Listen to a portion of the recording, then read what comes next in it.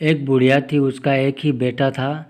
वह हमेशा यही सपना देखती थी कि उसके बेटे का विवाह होगा तो बेटा और बहू दोनों मिलकर उसकी बहुत सेवा करेंगे और उसे घर का भी काम नहीं करना पड़ेगा।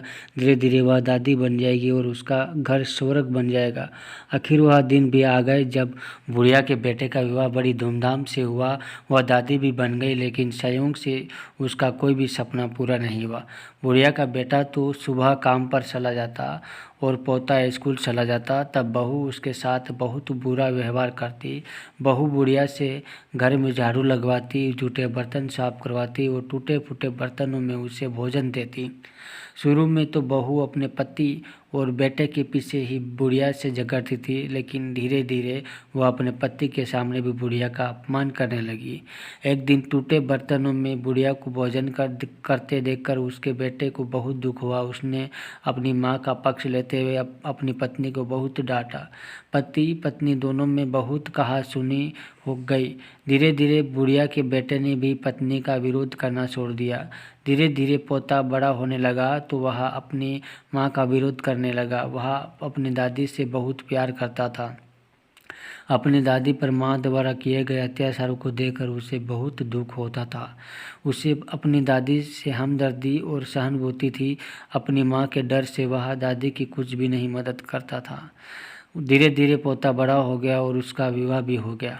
पोते की नई बहू छिप छिप कर अपनी दादी सास पर होते अत्याचार को चुपचाप देखती रहती थी, लेकिन पतोहू के बुढ़ापे में दादी सास को काम करवाना जरा भी अच्छा नहीं लगता था। जब कभी पतोहू बुढ़िया की काम करने में मदद करती तो उसकी सास को उसे खूब डांटती। पतोहू जब कभी दादी सास को रोते हुए देखती तो उससे बहुत दुख होता था। एक बार बुढ़िया बीमार पड़ गई और परलोक सिधर गई।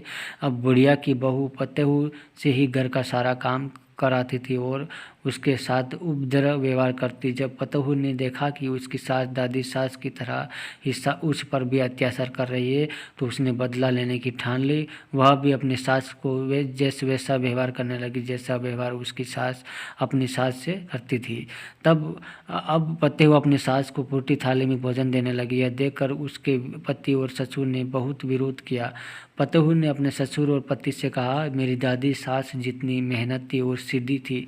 जब माताजी उन्हें फूटी थाली में भोजन देती थी तब तुम कुछ क्यों नहीं बोले? उन पर होने वाले अत्याचारों को तुम दोनों चुपचाप देखते रहे, तब क्या तुम्हारे मुख पर ताला पड़ गया था? यदि किसी ने माताजी की पैरवी की तो मुझसे बुरा कोई ना होगा। पतोहू की बातें सुनकर उसका पति और ससुर कुछ नहीं बोले।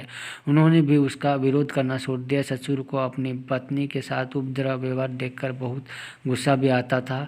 जब ससुर पतोहू को डांटने लगे तो वह उनके साथ ही भी उपद्रव व्यवहार करने लगी। सास ससुर अकेले में बैठकर अपने सुख दुख की बातें करते और यही सोचते कि जैसा करोगे वैसा भरोगे। शिक्षा।